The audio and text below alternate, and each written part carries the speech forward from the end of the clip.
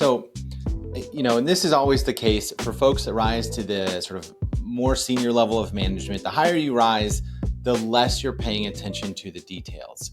And Francis, one of the things that you and I see all the time, and we're always harping on, is when we go and look at adjustment and payment posting, the details of what's getting into the sort of transaction log tell a story that will blow people's minds when they see it themselves.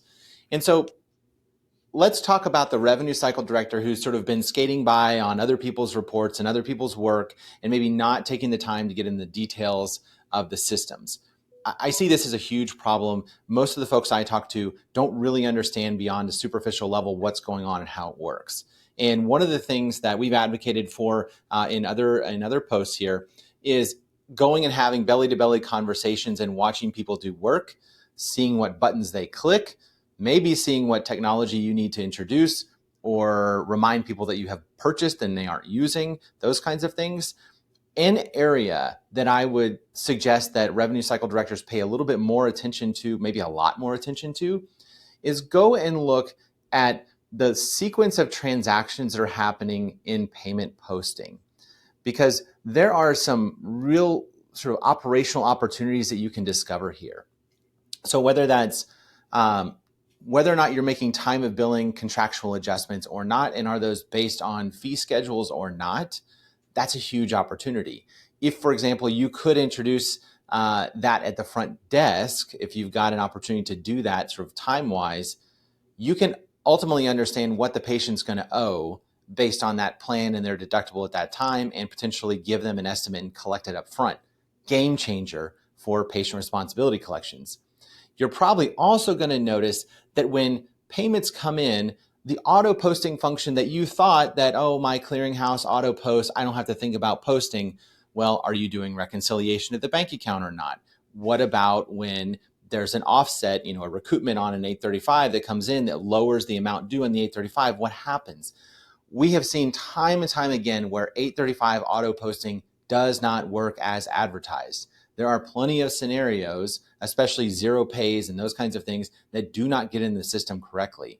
And so if you can go and study accounts that are off balance, show a credit that shouldn't, that have a lot of after the fact non-standard adjustments, you will find the real root cause opportunities that will lead you to behavior change in a variety of areas. You're also going to see some really ugly stuff. You're going to see where folks have written things off, usually to contractual or some kind of other, something that won't stick out on a report, to bury an account that had a balance, a denied account, an underpaid account, a recouped account, these kinds of things. They are getting buried. Now, this could be systemic problem level stuff. It could be one-off anecdotal. You won't know until you investigate, but this is an area where the revenue cycle director who's not getting in the weeds, start with posting. It's the least appreciated department, the area of the revenue cycle more often than not, but it's also where you're going to see all the bad habits that have been going on in your organization that you can then go reverse engineer. And Francis, I know this is an area you study closely. What do you think? What are some things that, even just 2 or 3 or 4 or 5 takeaways of what should a rev cycle director look for day one when looking at this stuff? Oh my gosh, I have so many examples. Well, first of all, AR, when you talk about AR, you're talking about accounts that have balances, right? What about those zero balances?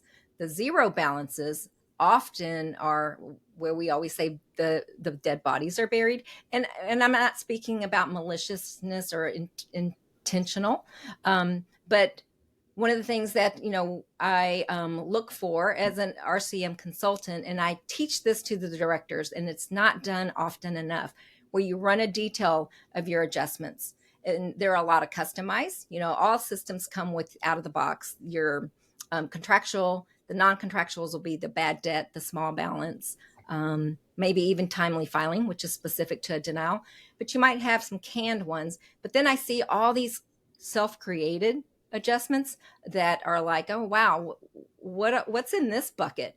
And you find that all kinds of things are tossed in there. Now, again, it may be because they needed that custom adjustment code to get an account to a zero, that was the only way. It was just such a hot mess. This is the catch-all, the bucket that gets thrown in. So if you run a adjustment detail report pattern, you put your adjustments in some kind of amount order, and you'll see, oh gosh, $499.18 repeatedly. Let's hone in on that. Hone in on what service line that is. Why is that being written off so often? And I kind of use the even dollar rule. Hopefully most of you are using fee schedules that end in a clean dollar. So when you see adjustments that are $498 in sequence repeatedly, and well, gosh, right off the bat, I know that's for our, cauterization, whatever.